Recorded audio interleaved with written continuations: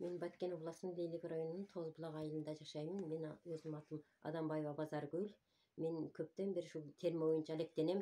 Мен бул термени өнөрдү жаш кезимден апамдан үргөнгөм.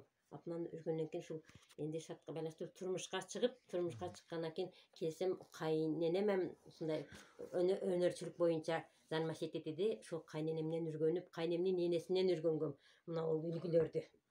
Мына мен колумдагы турган куржун. Бул терме боюнча мына бул таардын чекесине кыргыз үйдүн боолоруна коюла турган кайкалактар. Бул шукшурма кажары деп коет муну. Муну өтө татаал күзгү. Ушул үлгүлөрдү мына бул болсо кош күзүк, кош кайкалак дейт. Мундан күзгү татаал. Калган термелердикини оңой деп эсептелем. Ушул бул атка дигдикке, ат жапкыч. Мына бул таарларды кырк мойнок деп коет. Кырк мойнок 49 жипке түшөт. 40 мойнок. Муну ушундай метринче согуп, заказ берет. Үйүнүн размерин берсе, бир ошого каратып тигип берем. Мына бул таар, бул 99 тор көчөт. Эң татаал таар да бул. Муну ушул үлгүлөрдү мен өзүм ойлоймун. Ушул азыр келиниме үргөтүп атам. Кудай кааласа неберемем үргөнөт. Жаш келиндерге, жаш муундарга муундан муунга калтырыш керек муну. Энелерибиздин немелерин муундан муунга калтырып, ушу жаштарга үргөткүм келет. Энелерибизден калганда, тайнемден калган бул. Мына бул үлгү. Кажары деп коет. Бул кажары болуп күзүктөлөт.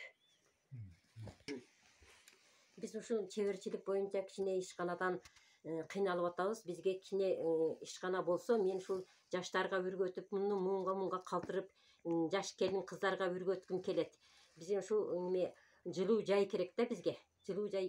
Эми суукта, кыш күнүдө түн узун болот, кышта эч иш жок болот. Ушуга бир ишкана болсо деп ойлоймун. Биз жаш келиндерге үргөтүш үчүн кичине ишкананы салып берсе деп ойлоймун.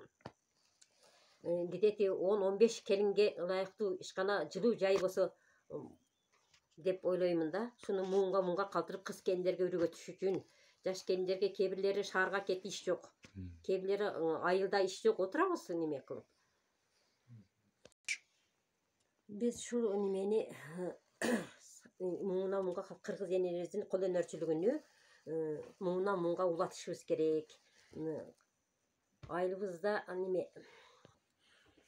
бул енді кол өнөрчүлүктүн баалуулугуну кыз кылымдан кылымга карткан кол өнөрчүлүгүнү азыркы муундан муунга калтырышыбыз керек. Мына менин колумдагы койдун терисинен жасалган супра. Мурдаттан чоң энелерибиз жасап келген. Койдун аштан ашатып, муну мен жүнүнө кыркып, айранга салып ашатып, аштан чыгарып өңдөп, ийилеп, ушинтип супра кылып тигем.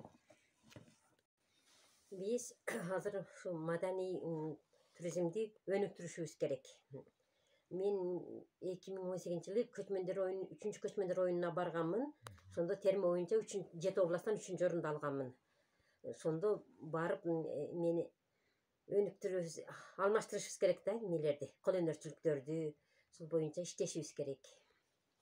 Эмне деп баштайын билбейм.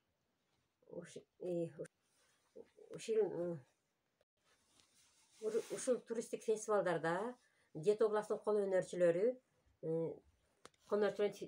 тажрыйбасын алмашканы жакшы деп ойлойм.